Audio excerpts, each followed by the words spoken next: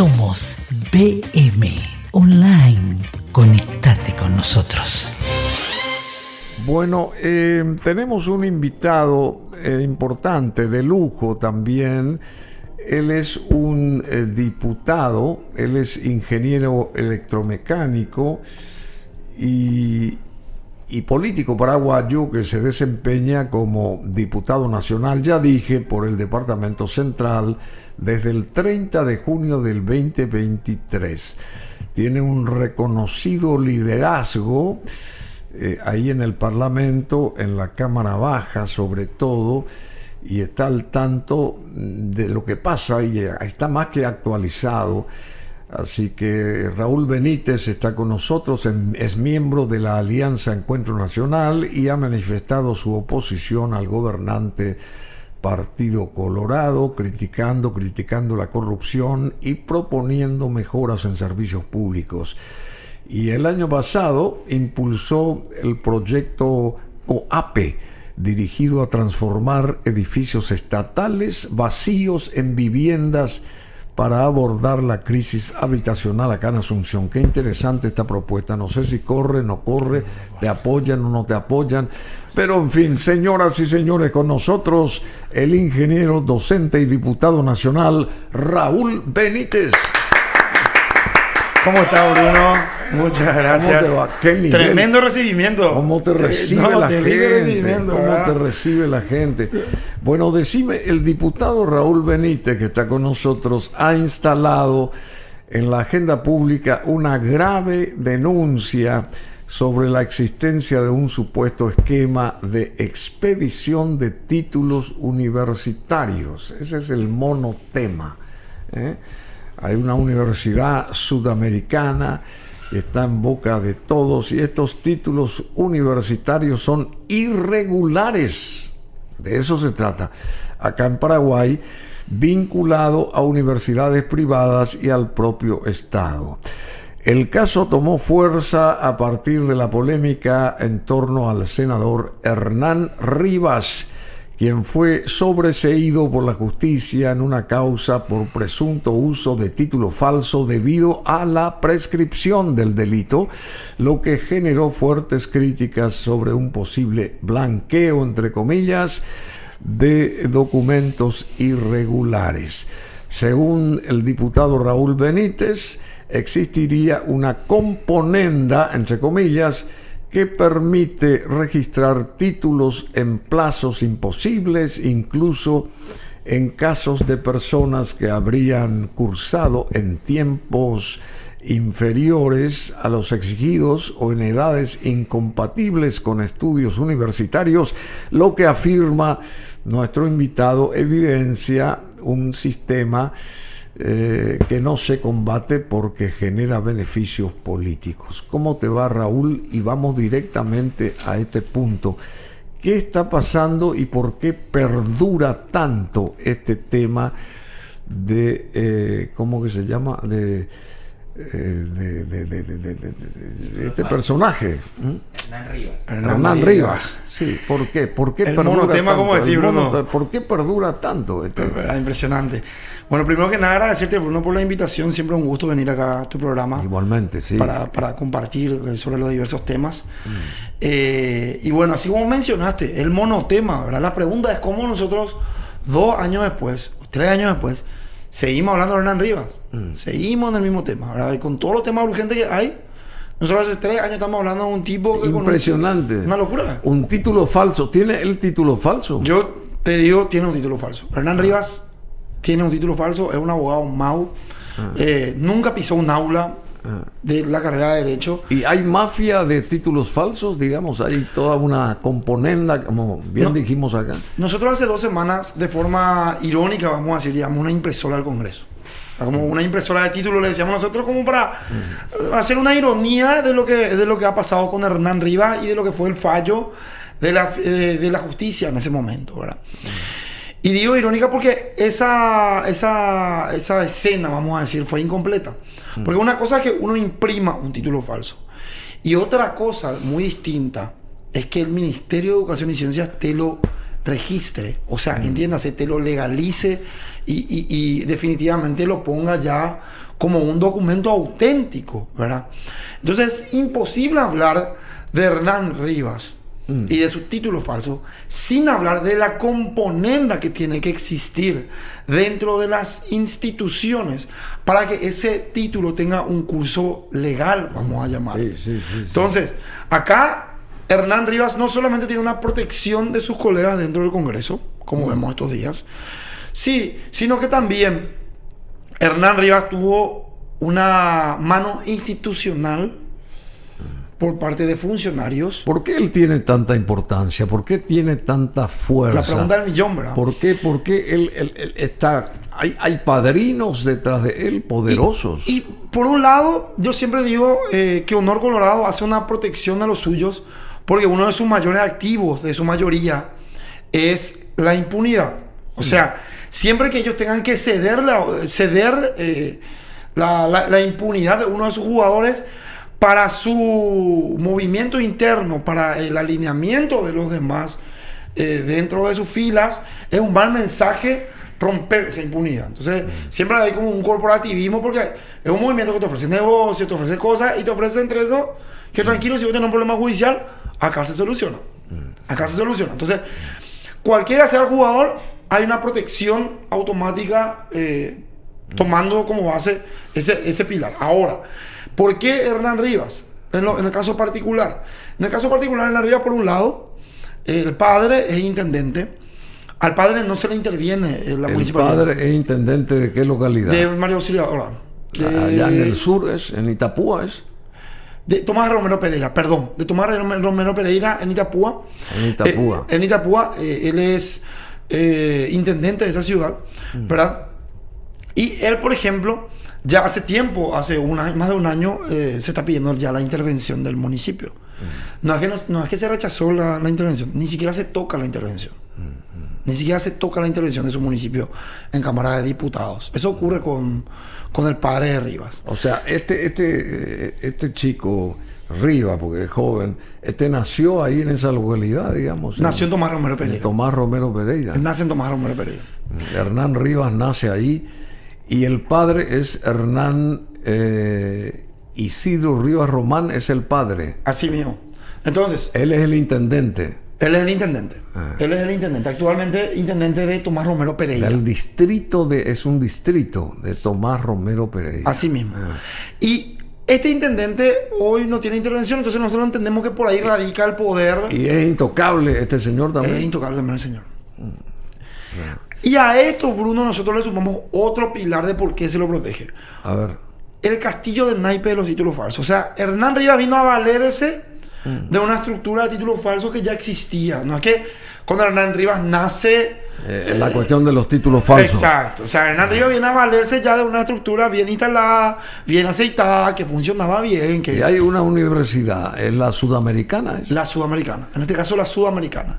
Pero la sudamericana de ese tiempo no iba a poder imprimir títulos falsos si no tenía el aval o la compañía del Ministerio de Educación y Ciencia. ¿Y esa universidad dónde funciona? Hoy la Universidad Sudamericana cambió de dueños, ¿verdad? Tiene dueños nuevos. Hoy se dedica al área de salud netamente, ¿verdad? Tiene otro perfil la universidad. Ahora, ¿dónde está físicamente esa universidad? La universidad ¿En todas partes? Está en zonas de frontera, ¿verdad? Pero en el tiempo de Hernán Rivas sigue siendo la pregunta ¿dónde estudió Hernán Rivas? Porque Hernán Rivas, él crece en el Ucuy, él se va a Tomás Romero Pereira, a María Auxiliadora primero, que también es un distrito pegado allá a Tomás Romero Pereira, en Itapúa, ¿verdad? La universidad tenía, la sede más cercana era en Ciudad del Este, pero él dice que en un momento, aparentemente los documentos dicen que estudió en Pedro Juan Caballero, pero se termina recibiendo en Luque. Entonces, nadie sabe a ciencia cierta cuál es la sede, entre comillas, de Hernán Rivas. O sea, lo que está demostrado prácticamente es que el tipo se fue y compró el título, ¿verdad? Hay 3 locales de la universidad. Uno de ellos está en Pedro Juan Caballero, en Asunción y Saltos del Guairá. También, así mismo. Y en ese tiempo había uno en Ciudad del Este también, que era como, entre comillas, el más cercano a Hernán Rivas. La pregunta es si viajaba 300 kilómetros por día para dar clases, ¿verdad? Bueno, justamente la Universidad Sudamericana, UNISUT, porque se llama así, la misma, no nació bajo el ala del prestigio académico, sino bajo la sombra de la sospecha y el poder del dinero sucio, me ponen acá también. Aunque hoy intenta proyectar una imagen de excelencia en formación médica, su árbol genealógico está manchado por la sangre y la influencia de los capos más temidos de la frontera. Fundada en el 2008 por Carlos Bernardo, la institución cambió de rumbo en el 2015 cuando Jorge Rafael Toumani, Rafat, el narco, tiene una historia turbia la universidad. El narco Rafat tomó el control con capital de origen dudoso. Y yo te digo ahí un dato también, Bruno. No sé, perdón que te corte, pero ese punto... No, está bien. Esto es increíble. Impresionante, ¿verdad? La Universidad Sudamericana tiene entre el 2010 y 2015, porque se habilita en 2010 y se cierra en 2015 la carrera de Derecho, etcétera, etcétera. Tiene 2.500 egresados.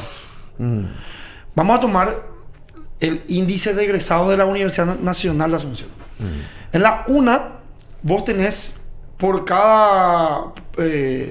básicamente ingresa un número de estudiantes de los cuales solamente el 10% culmina la carrera. Entiéndase, si ingresan 40.000, egresan 4.000, básicamente. Vamos a tomar el mismo índice, el 10%, y vamos a poner dentro de una universidad que duró solamente 10 años.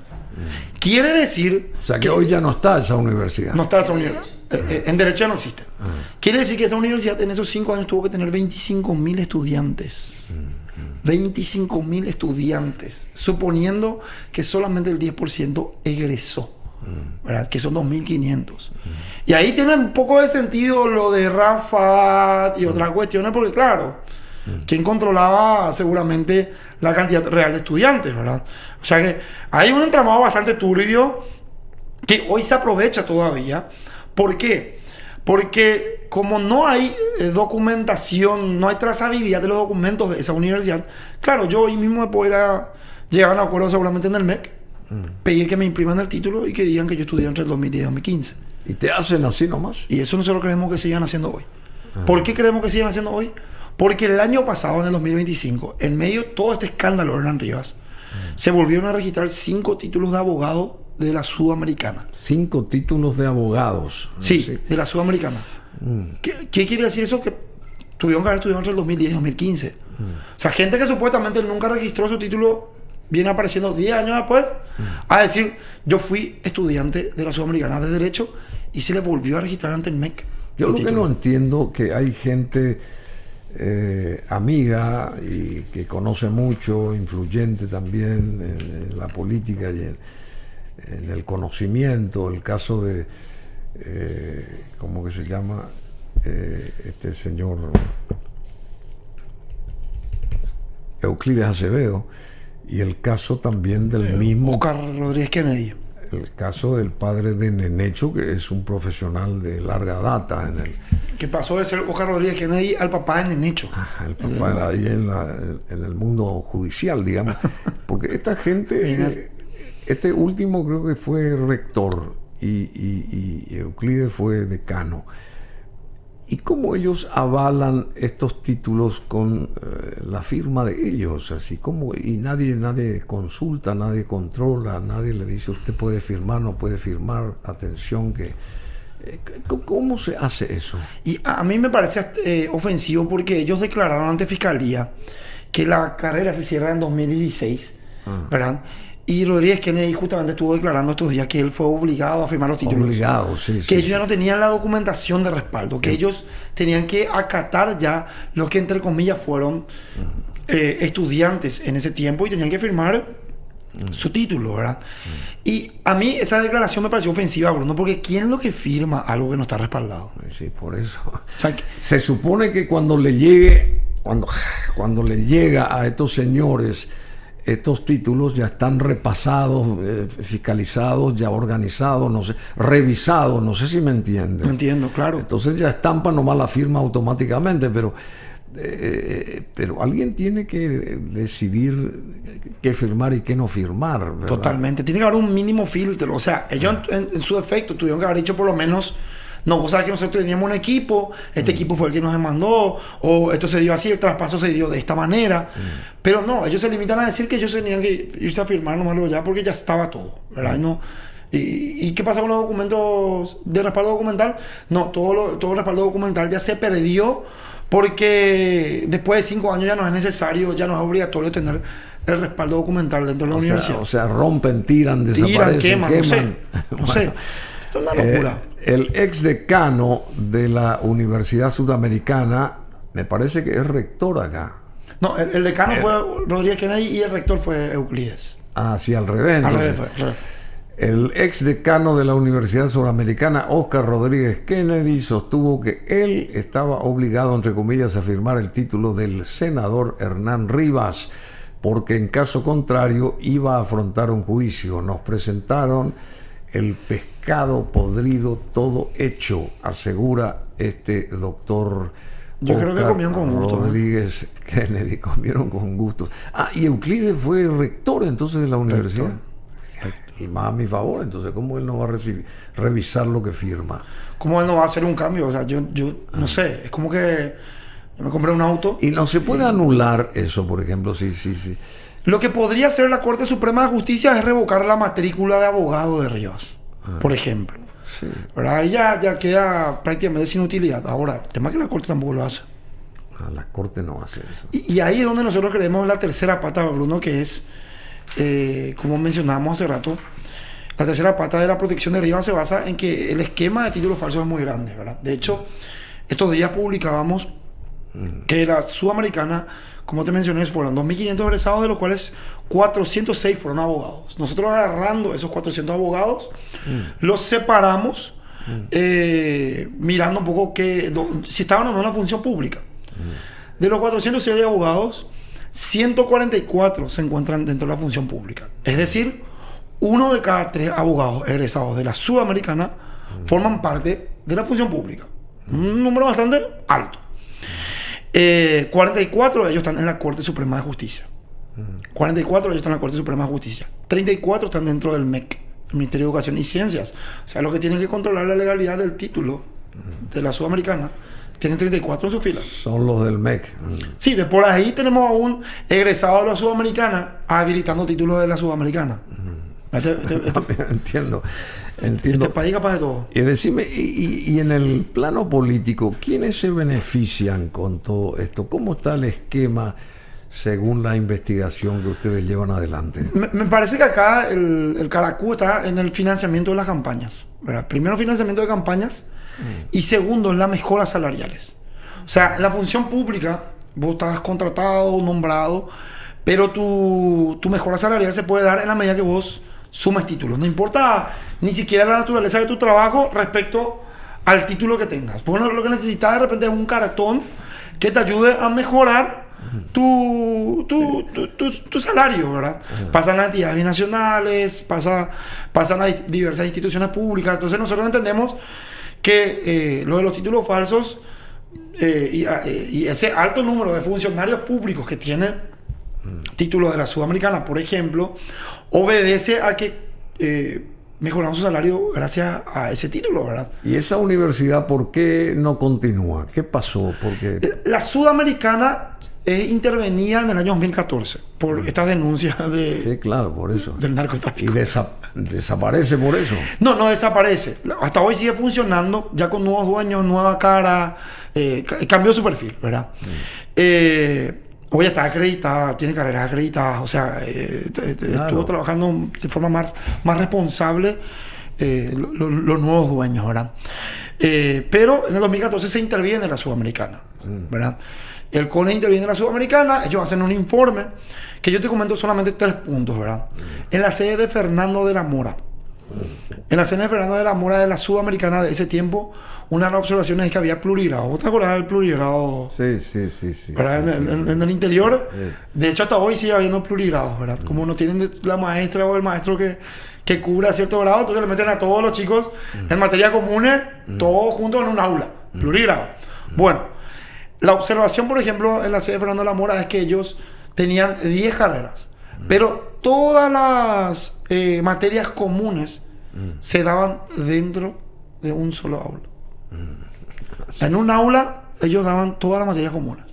Esa es la observación. Después, por ejemplo, decían que el local era alquilado de un colegio. O sea, de día era colegio, de noche era universidad. Lo mismo la sede de San Lorenzo, que son como, entre comillas, otras de las sedes más importantes de la Sudamericana. En ese tiempo, que eran las sedes más importantes de la Sudamericana. Y en ese tiempo vos estás hablando de qué años? 2010 a 2015. No tenían bibliotecas, ni física ni virtual. No tenían laboratorios, no tenían computadoras. Entonces, ¿cómo estudian entonces? Para mí claramente era como algo de fachada, ¿verdad? En el 2014, en esa intervención también, por ejemplo, en el municipio de Belén, en Concepción, ellos constatan que el local de día era preescolar, era se alquilaba, era una casa que de día se alquilaba para que se enseñe, bueno, para que sea preescolar de los chicos, y de noche era universidad. Compartía el mismo espacio. Yo no sé cómo hacía con las sillitas, ¿verdad? Hay que ver cómo hacía con la sillita. Bueno, y digamos, y el rol que están jugando las universidades en líneas genéricas y el Ministerio de Educación en este caso. El Ministerio de Educación y Ciencias se abrió. No, de hecho, si vos te fijas, Bruno, en todo este escándalo, Luis Ramírez brilla por su ausencia. Él no ha emitido un solo comentario al respecto en este tiempo. No ha hablado nada. Luis Ramírez es el ministro de Educación. O sea, el escándalo es sobre la universidad con título falso, pero el ministro de Educación no, ni mu en este tema, ¿verdad? Y el viceministro de Educación Superior ya tuvo 2 cambios desde el primer escándalo en el 2023. Hasta ahora no ha tomado una sola medida. Por eso que te citamos hace rato, ¿verdad? Que ellos ya siguen, o sea, que ellos siguen registrando títulos de la Sudamericana de abogados. O sea, quiere decir que para ellos todo sigue igual. Todo está intacto. La maquinaria está intacta. Y te sumo más, Bruno, ¿verdad? Nosotros cuando hicimos esta investigación, es simpático porque le llaman investigación, pero es muy fácil. O sea, yo cuando escucho la palabra investigación entiendo como algo más profundo. Claro. ¿Verdad? Esto ni siquiera es más fácil. Esto es facilísimo. Facilísimo porque uno entra a la página del MEC y agarra y abre 2 pestañas. La del MEC, la del título de colegio del MEC, ¿verdad? Y la del título universitario, ¿verdad? Y nosotros hicimos una prueba. Pusimos el número de cédula de 2 alumnos recibidos de la Sudamericana. Abogados. Uno de ellos se recibe de abogado, una carrera que cierra la Sudamericana en el 2015. Pero metiendo el mismo número de cédula en el registro de títulos del MEC de colegio, esa persona terminó su colegio en el 2013. Entonces, él termina en el 2013. El mismo año, entonces. Se recibe en el 2015. 2 años. No, ni siquiera 2 años, porque vos terminás el colegio en 2013 y en el mejor de los casos estudiaste en el 2014. Claro. Y voy a estar con tu título registrado en el 2015. ¿Verdad? O sea, ni siquiera es muy complicado tener... Saber que eso es toda una falacia. Totalmente, es falso, ¿verdad? Es falso. Y después tenemos los casos de Yamil y Nasser, ¿verdad? También. Decime que son padre e hijo, ¿verdad? Padre e hijo que coincidieron aparentemente en la casa de estudios. ¿Y qué implica el sobreseimiento de Hernán Rivas para la credibilidad del sistema judicial, por ejemplo? Y para mí lo que implica el sobreseimiento de Rivas definitivamente es... obviamente implica la impunidad particular de él, pero para mí eso otra vez no es tan grave como el blanqueo de todos los títulos falsos. O sea, este es un mensaje para todo aquel que tenga un título falso. Este es un mensaje de tranquilidad. No va a pasar nada. De relajamiento. Sí, de relajamiento. Porque si Hernán Rivas, con toda con todo el escándalo que supone que le haya llegado al presidente del jurado de enjuiciamiento de magistrados. Eso es increíble. Con todo lo que fue el escándalo de su título falso, que su caso haya terminado en impunidad, es un mensaje para el resto. Si con él no pasó nada, con los otros tampoco. Entonces, se blanquea todo el sistema. Y decime, ¿y este fallo, crees que con este fallo se terminó legalizando el hecho de el uso de los títulos falsos? Se legaliza y por sobre todo lo perpetúa, Bruno. Lo perpetúa. Porque de acá en adelante, ¿qué es lo grave del fallo de la justicia? Ellos dicen que como la producción, ya pasó un tiempo de la producción, ya prescribió la causa y nosotros no podemos analizar. ¿Qué quiere decir eso? Yo, Raúl Benítez, puedo seguir diciendo que yo estuve entre el 2010 y 2015 y se me puede imprimir toda la documentación como si fuera que yo estudié entre el 2010 y 2015 y ya no importa, total. Como pasaron más de 3 años, que es lo que dice la justicia, van a poder ellos determinar que efectivamente no se me puede más investigar. Por ende, yo soy un abogado por prescripción de mi causa. Eso es lo grave del fallo de Rivas, ¿verdad? O sea, o también otra cosa, yo puedo generar hoy mismo mi título falso y para 3 años y en 3 años puedo usarlo. Claro, directamente. Y existen más políticos que podrían estar en la misma situación que Rivas. Yo creo que hay más de lo que hoy sabemos. Yo voy a citar 2. El caso de Yamil Esgaib, el caso de Nasser Esgaib. En el caso de Yamil y Nasser, yo me animo a decir que la documentación de Rivas tiene mayor sustento. ¿Por qué? Por el caso de Yamil, por ejemplo, él se recibe de Administración de Empresas en la Universidad Sudamericana. La carrera tiene una duración mínima de 4 años. La carrera se habilita en el 2010, pero él ya registra su título en el 2013. O sea, él no cumple un periodo mínimo razonable para poder culminar la carrera cumpliendo todos los semestres, ¿verdad? En el caso de Nasser, él se recibe de abogado. La carrera dura 5 años.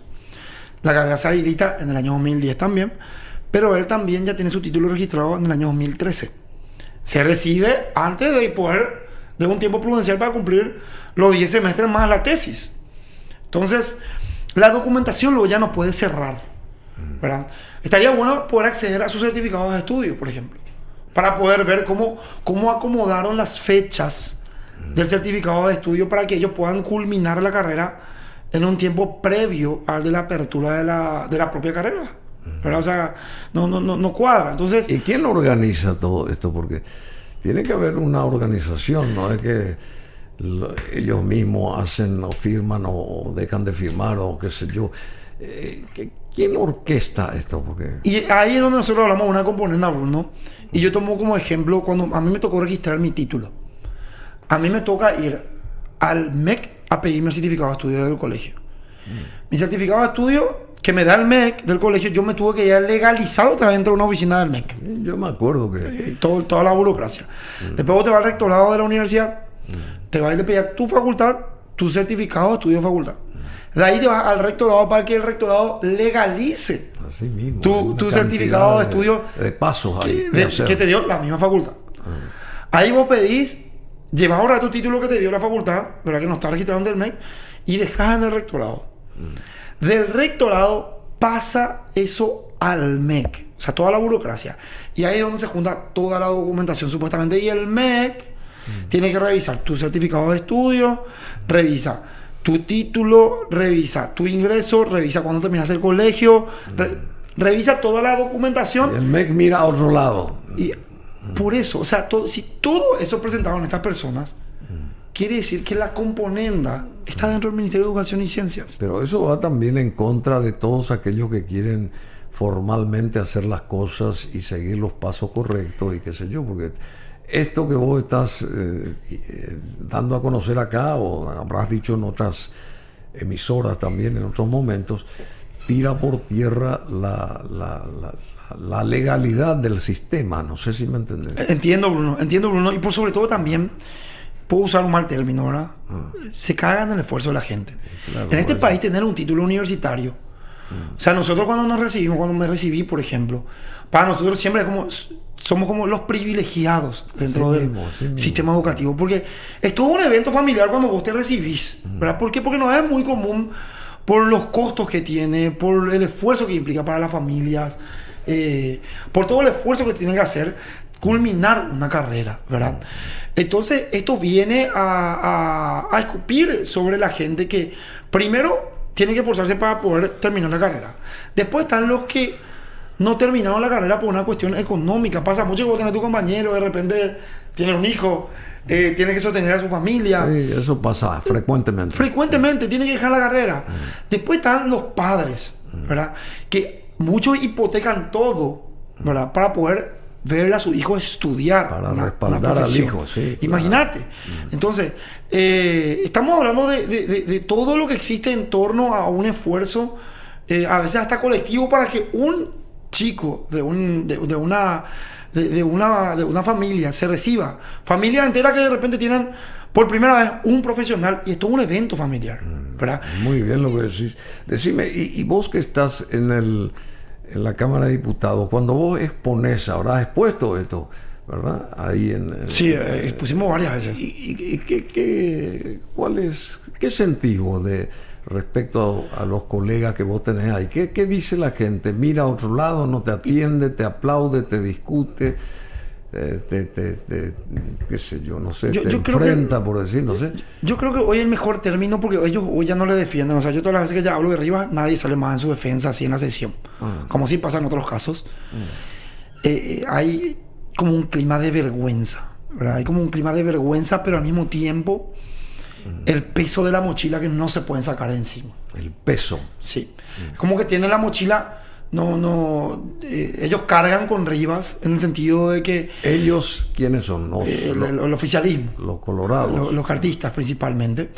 Cargan con Rivas porque como tienen tantas ataduras, tanto entramados con él, con sus padres, están los títulos falsos, no es alguien del que pueden desprenderse fácilmente. Pero al mismo tiempo, llevar a la sesión esto, hablar del caso Rivas, se siente un poco la vergüenza de cargar con un tipo que con un título falso se puede hacer presidente del jurado en enjuiciamiento, ¿verdad? Están ahí como callados, o sea, muchas veces callados, y hablan en la medida que se les exige hablar. O sea, hoy, por ejemplo, sí van a hablar del caso Rivas porque se está hablando de su permiso y otras cuestiones, pero pues como que hay que esconderse más del caso Rivas. Hay como un miedo a hablar del caso Rivas, ¿verdad?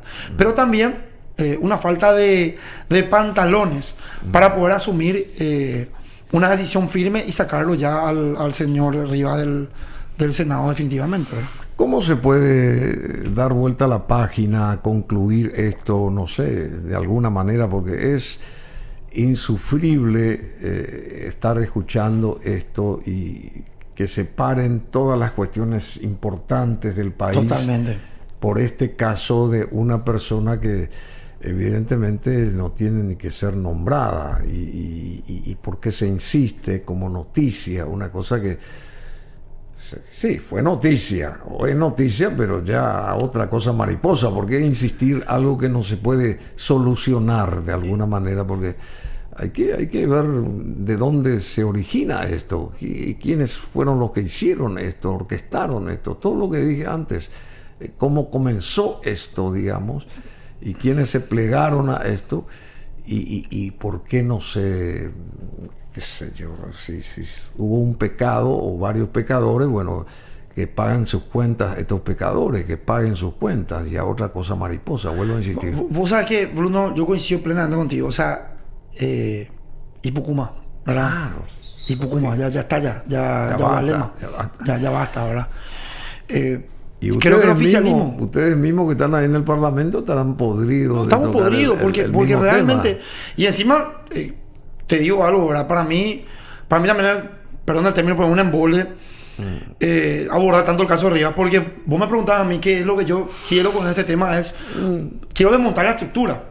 Sí. Y yo sé que con la salida de Rivas, no más, no se desmonta la estructura. O sea, acá todavía ni siquiera pasamos al segundo paso posterior a la salida de Rivas, que es, bueno, cómo abordamos el desbaratamiento de todo el sistema que que sigue imprimiendo títulos falsos, ¿verdad? O sea, es un embole que sigamos dando vueltas sobre la salida o no arriba, si le damos permiso, si es pérdida de investidura, si se va a su casa, si es falso, si no es falso, si su papá... No, o sea, y acá le pedimos al oficialismo, o sea, quiero que esté un pedido de la ciudadanía.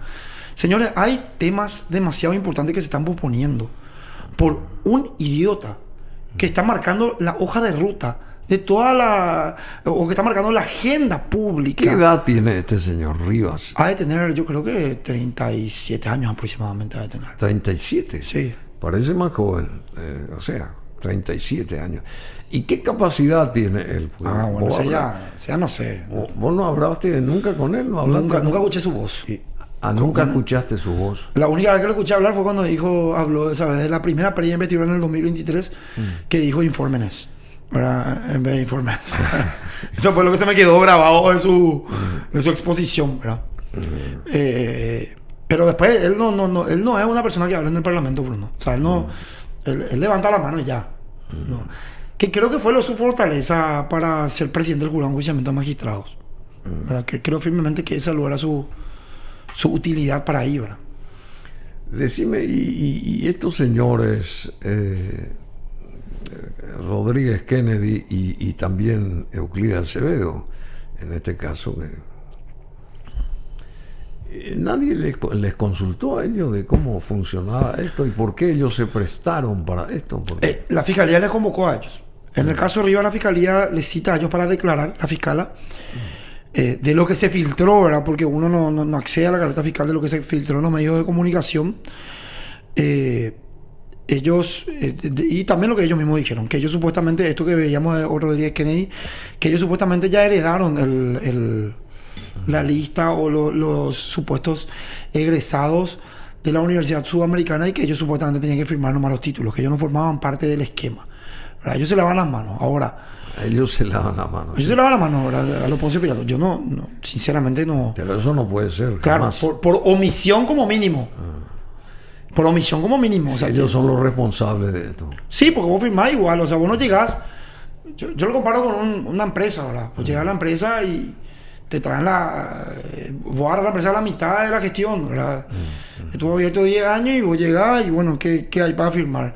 Tengo que firmar el certificado, tengo que firmar, no sé si hay demanda, no sé si hay pago de salario. Y evidentemente se hace un corte administrativo para ver cuál es la realidad. Claro, y para asumir, ¿verdad? De gente muy inteligente, porque Euclides es un tipo inteligente, ¿verdad? Sí, o sea, no está en tela de juicio eso. Por eso llama la atención, ¿verdad? Sí, o sea, tendría sentido que Hernán Rivas, un Hernán Rivas asuma y firme nomás, ¿verdad? No tiene mucho sentido que Euclides Acevedo llegue y firme porque me pasaron y estaba obligado. O sea, yo no creo eso. No. Creo que nos tratan un poco de estúpidos. Nos tratan de estúpidos. Bueno, pero hay que dar vuelta a la página porque ya es... ya hubo lema. Ya hubo lema. Decime, preguntándote respecto a lo que va a suceder mañana, supuestamente, Paraguay recibirá a 25 inmigrantes rechazados de Estados Unidos y mañana es jueves van a llegar estos señores acá. ¿Qué se va a hacer con esta gente? ¿Y por qué Paraguay tiene que abrir su territorio a que llegue esta gente que fue rechazada en un territorio como el de los Estados Unidos? Esto fue algo que nosotros reclamamos mucho en su momento, Bruno, cuando se firmó el acuerdo. Estos tipos están hipotecando la República en torno a los intereses de, creemos, su patrón. O sea, eliminar a la Cartes de la lista significativamente corrupto tiene un costo para toda la República. ¿Verdad? Los intereses de una persona... Ese por ahí viene la mano. Creemos firmemente que va por ahí. Porque no se puede entender el nivel de humillación nuestra para poder aceptar a 25 migrantes que ni siquiera se filtra o por lo menos nos dicen de forma oficial el perfil o por qué vienen o porque le rechazan, porque por algo le están rechazando allá, ¿verdad? ¿Cuáles son los perfiles y por qué nosotros tenemos que traerlos, ¿verdad? ¿Y hasta cuándo nosotros tenemos que cargar con esa gente? Exacto, o sea... No, te pregunto vos, no sé. Ellos vienen acá y ellos supuestamente se quedan acá en tránsito mientras se resuelve tal vez la situación de ellos allá en Estados Unidos. ¿Cuánto puede durar? Eso es un misterio. Ellos también acá pueden sacar ya ciudadanía Ellos tienen que decidir también si quieren venir acá o se van nomás a sus países. Pero ya se lo ofrece. O sea, imagínate lo que ocurre. Ellos llegan a Estados Unidos, se les rechaza y se les dice, bueno, nosotros, para no enviarte a tu país, tenés la opción de, si no quieres volver a tu país, te damos la opción de irte a Paraguay. O sea, el patio trasero somos. El patio trasero. O sea, se llenaron la boca hablando de soberanía toda la campaña. Y hoy, la realidad es que nos hipotecaron en torno a los intereses. ¿Y quién es el responsable? Peña. Peña es el responsable. ¿Ah, sí? Peña, si Santiago Peña tiene una característica, es creo que la falta de amor propio, Bruno. ¿Sí? Y lo ha demostrado demasiadas veces. No tiene un amor propio a su propio gobierno. La humillación fue siempre su hoja de ruta para llegar a ser presidente de la República. Y la humillación lo mantiene como bandera para ser presidente de la República. Para demostrar eso, tuvimos un último ejemplo que fue lo de Leite. Leite lo trata de coimero a Peña y él sigue siendo embajador ante los Estados Unidos sin ningún tipo de inconvenientes, luego de un apercibimiento verbal que recibió después de tratar de coimero a Peña, que lo mantiene mediante su decreto. O sea, él mismo puede borrar ese decreto, puede derogar ese decreto, pero no lo hace. Porque creo firmemente que, bueno, la falta de amor propio, la falta de un peso político propio, hace que él no pueda tomar una sola decisión. Bueno, Dios mío. Bueno, querido Raúl Benítez, vos también sos docente. Fui docente. Estuve enseñando en colegios. ¿Ah, sí? Sí, enseñaba en colegios. Y ahora no, estás metido de lleno ahí en el diputado, digamos. Sí, hoy 100% legislador, no me estoy ocupando de ninguna otra cosa. Me dediqué al tiempo completo a este trabajo de hoy, ¿verdad? Pero sí, estuve en la docencia. Ese es mi... Siempre dio mi lugar en el mundo. Lastimosamente este país no le paga bien a sus docentes, entonces lastimosamente uno tiene que hacer de repente otros cálculos y tomar otras hojas de ruta, pero... Vos sos ingeniero electromecánico. Así mismo. Así, che. ¿Y acá te recibiste? Me recibí en la UNA, sí, en la Universidad Nacional. ¿Y esa pasantía por la Universidad Nacional, cómo fue, en líneas genéricas? Fue intensa, tuvimos muchos desastres, nos tocó el UNA no te calle en ese momento, ¿verdad? A mí me tocó ser presidente del centro de estudiantes más o menos en ese periodo. Y fue como mi lugar de aprendizaje de política, ¿verdad? La universidad es clave para poder formarse también como político. A los golpes a veces, ¿verdad? A los golpes a veces. Sí, a los golpes a veces, pero los aprendizajes no... Los aprendizajes siempre son importantes, vengan de donde vengan y como vengan. Bueno, ¿y cómo está en líneas genéricas la oposición? Porque llegan las elecciones municipales y después ya directamente las nacionales en el 2028, digamos. ¿Y cómo está la oposición? ¿Está bien conformada la oposición? ¿Ustedes están haciendo un trabajo de consolidación, de unidad? ¿Cómo...? Sí, me vas a decir que sí, pero conscientemente, ¿cómo está y qué posibilidades tiene la oposición de llegar a los sitiales preponderantes? En Asunción, Bruno, creo que se dio un buen ejercicio. Para mí yo siempre soy partidario de la disputa. Si hay algo que creo que la oposición no puede o tenía pendiente, es la disputa interna, ¿verdad? Una disputa interna donde tengamos nuestra diferencia, donde tengamos discusiones, donde tengamos a veces peleas, pero que tengamos una fecha límite donde la unidad posterior al periodo de disputa y la elección de una sola candidatura nos lleven a una unidad granítica para la siguiente elección. Eso es el ejercicio que creo que estamos haciendo en Asunción y lo estamos llevando de buena manera. Pasamos de esa interna, entre comillas, entre Joana y Soledad, quedamos como única candidata Soledad Núñez. Entonces hoy estamos acompañándole a ella para poder lograr el objetivo en Asunción, que yo me animo a decir que no es que tenemos la oportunidad de ganar en Asunción, Bruno. Nosotros tenemos la responsabilidad de ganar en Asunción. Es distinto. La oportunidad nomás siempre la tenemos, pero yo creo que ante este escenario catastrófico del municipio tenemos la responsabilidad como oposición de poner toda la carne en el asador salir a golpear puerta por puerta y recuperar el municipio de Asunción de la mano de Soledad Núñez y todo el arco opositor. Tenemos los números, tenemos el equipo, tenemos la mejor candidata y creo que estamos en camino a eso, Bruno, por lo menos en Asunción. Ahora, en el medio también están ya las disputas de lo que son las conversaciones, vamos a decir, de lo que tiene que ver con el 2028. Que bueno, todavía hay mucha tela por cortar ahí. Tenemos la candidatura de Miguel, tenemos la candidatura de Katia González, tenemos también las intenciones de Ricardo Estigarribia. Y van a ir de a poco, creo que, dándose los escenarios para poder conversar cuál va a ser la mejor chapa. Ahora, sí yo creo sano que nosotros como oposición sepamos disputar. Entendamos que existe un momento de discusión y diferencia. O si no, se romantiza la unidad previo y tenemos que llevarnos todo. Y la realidad es que no somos todos amigos, ¿verdad? Porque una cosa es llegar, querido Raúl Benítez, y otra cosa es saber manejar y gobernar y el para sitio eso nosotros, al que se llega, ¿verdad? Y para eso nosotros tenemos que partir de una unidad sincera, en la que nosotros tengamos pensado cómo vamos a cogobernar, ¿verdad? Cómo vamos a tener los espacios dentro del municipio. Esa claridad tenemos que tener en las conversaciones políticas. Yo no estoy a favor de romantizar nomás la unidad. Pero acá estamos haciendo política y hay que tener conversaciones políticas sobre cómo se va a gobernar, ¿verdad?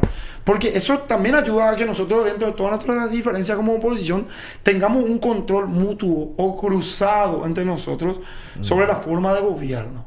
Siempre apuntando al carro y llevando al carro a la recuperación y al buen funcionamiento del municipio, que tiene que ser nuestra bandera. Pero con todos sus matices dentro del municipio y del ejercicio de gobierno. Entonces, estamos hoy probando ese camino con Soledad dentro de Asunción y esperamos tener el resultado que creo que estamos obligados a tener, ¿verdad? Somos BM Online. Conectate con nosotros.